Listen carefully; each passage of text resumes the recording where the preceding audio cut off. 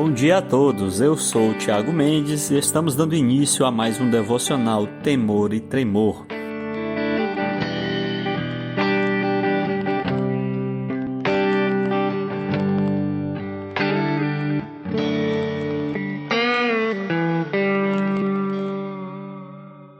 É com imenso prazer que eu lhes dou as boas-vindas ao livro de Atos dos Apóstolos.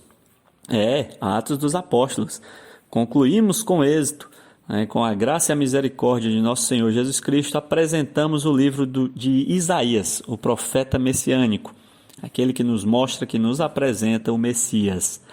Concluímos esse imenso desafio com a graça de nosso Senhor e agora damos início a Atos dos Apóstolos. Desde já agradeço aos amigos, aos irmãos, aos nossos ouvintes que estão nos acompanhando. E peço também a Deus que Ele nos capacite nessa missão. Oremos, queridos. Ó Senhor, Deus misericordioso, Pai Santo, Senhor nosso. Obrigado, Senhor, por essa oportunidade, por mais esse dia de vida. Obrigado porque até aqui o Senhor tem nos ajudado. Eu te entrego essa missão dos devocionais do Temor e Tremor e essa missão que nós temos de explanar, de falar um pouquinho a cada dia de Atos dos Apóstolos, de Cristo e da expansão da sua igreja, da obra do seu reino. Te agradeço pela conclusão de Isaías e porque até aqui o Senhor tem nos ajudado. Te peço capacitação a todos nós e a todos os colaboradores da nossa missão, do Devocional Temor e Tremor, e também a todos os nossos ouvintes, que o Senhor possa preparar o coração de cada um para que receba a mensagem e a ponha em prática no seu dia a dia. É assim que nós te oramos, em nome de Jesus. Amém. E antes de nos debruçarmos no nosso texto base de hoje, eu gostaria de tecer alguns comentários sobre o livro de Atos dos Apóstolos. Fiz um estudo baseado nos escritos de Hernandes Dias Lopes, reverendo Hernandes Dias Lopes, e vou trazer para vocês um panorama de Atos dos Apóstolos. Vem comigo. O livro de Atos é a continuação do Evangelho de Lucas, o evangelho que traz o nome do autor.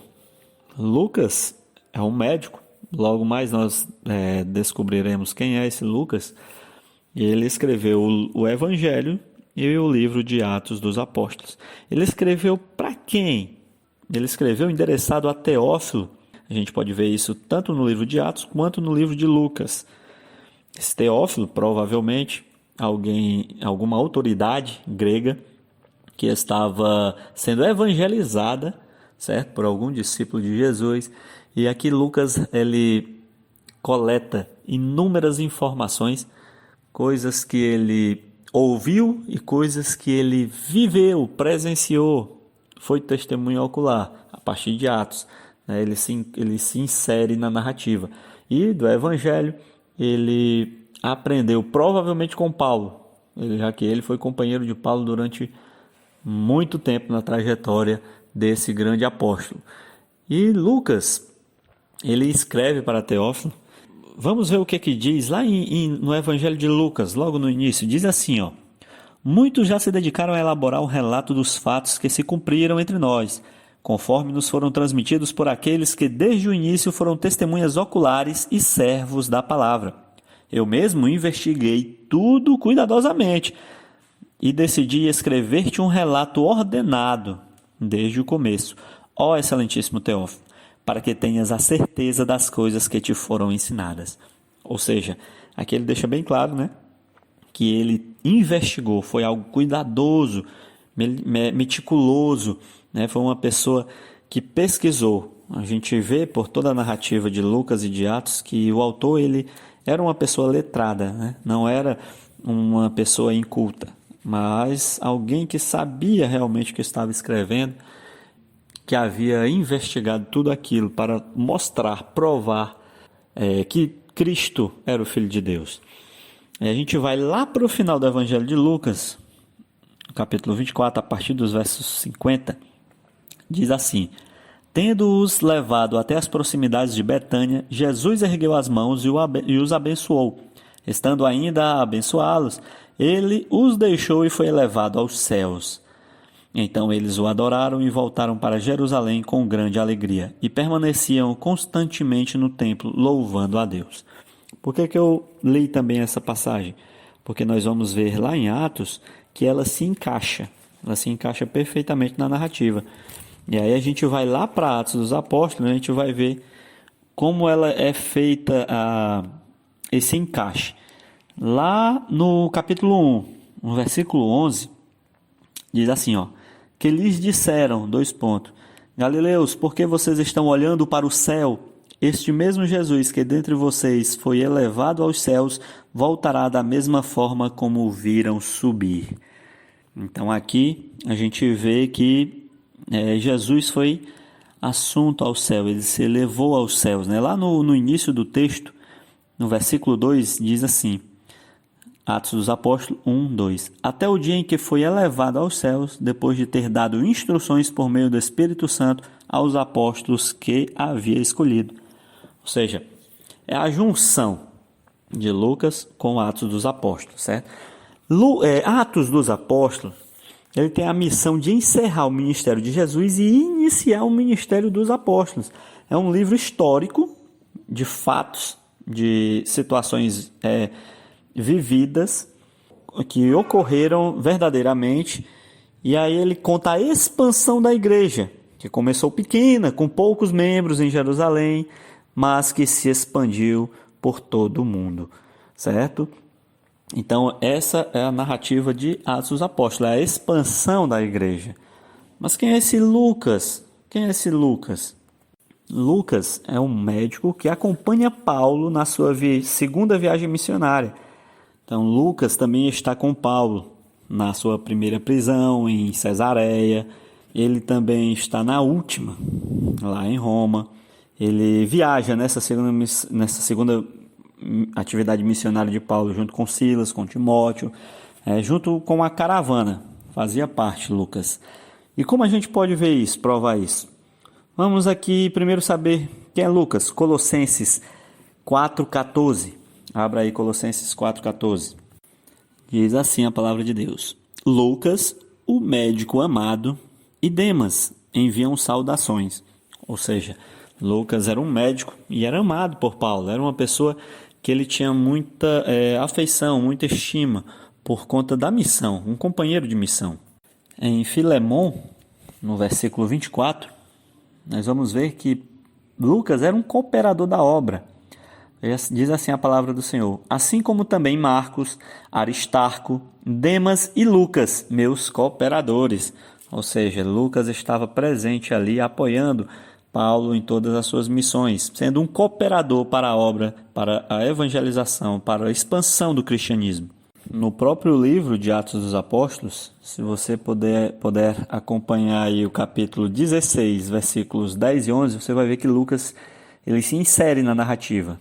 Diz assim, depois que Paulo teve essa visão, preparamo-nos imediatamente para partir para a Macedônia, concluindo que Deus nos tinha chamado para lhes pregar o Evangelho. Versículo 11. Partindo de Troade, navegamos diretamente para Samatrácia e no dia seguinte para Neápolis. Ou seja, ele se insere na narrativa. E aí a gente vai continuar em Atos, no capítulo 21, no versículo 17, você pode ver que diz assim a palavra de Deus. Quando chegamos a Jerusalém, os irmãos nos receberam com alegria. No dia seguinte, Paulo foi conosco encontrar-se com Tiago e todos os presbíteros estavam presentes. Lá no capítulo 28, versículo 16, diz assim a palavra de Deus. Quando chegamos a Roma, Paulo recebeu permissão para morar por conta própria sob a custódia de um soldado. Ou seja, aquela prisão domiciliar, que Paulo esteve em Roma, Lucas estava com ele. Quando nós chegamos, Lucas estava presente.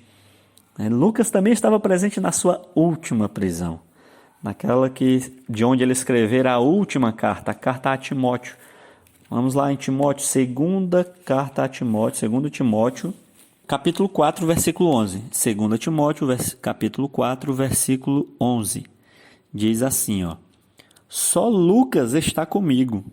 Traga Marcos com você, porque ele me é útil ao ministério. Ou seja, só Lucas está comigo. Então, Lucas ele esteve com Paulo do início ao fim da sua jornada. Ele esteve com Paulo dos momentos alegres aos sofrimentos, até a sua prisão na masmorra.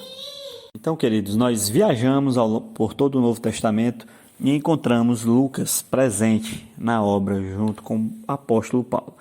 Então, este Lucas, que escreve aos gentios, né, essa carta, esse evangelho sinótico, bem como Marcos e Mateus, ele foi endereçado, no caso, ele é sinótico, né, assim como os demais, mas ele foi endereçado aos gentios, né? O próprio Lucas é gentil, provavelmente, o próprio Lucas, ele seja de Antioquia, na Síria, certo? E escreve aos gentios, escreve a Teófilo, ao grego, apresentando Cristo e apresentando o início da igreja, certo? Então, nós vamos nos debruçar, certo? No livro de Atos dos Apóstolos, a partir de agora, a partir dos devocionais daqui para frente.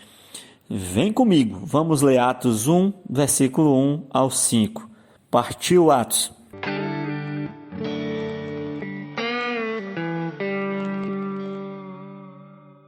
Diz assim a palavra do Senhor: em meu livro anterior, Teófilo, escrevi a respeito de tudo o que Jesus começou a fazer e a ensinar, até o dia em que foi elevado aos céus, depois de ter dado instruções por meio do Espírito Santo aos apóstolos que havia escolhido. Depois do seu sofrimento, Jesus apresentou-se a eles e deu-lhes muitas provas indiscutíveis de que estava vivo. Apareceu-lhes por um período de 40 dias, falando-lhes acerca do reino de Deus. Certa ocasião, enquanto comia com eles, deu-lhes esta ordem: não saiam de Jerusalém, mas esperem pela promessa de meu Pai, da qual lhes falei, pois João batizou com água, mas dentro de poucos dias vocês serão batizados com o Espírito Santo. Palavra do Senhor, né? Louvado seja Deus. Então aqui a gente encerra a nossa primeira parte, Atos dos Apóstolos 1, a partir do versículo 1 ao 5. Né? E o que essa palavra, o que esse texto ele tem para nos dizer?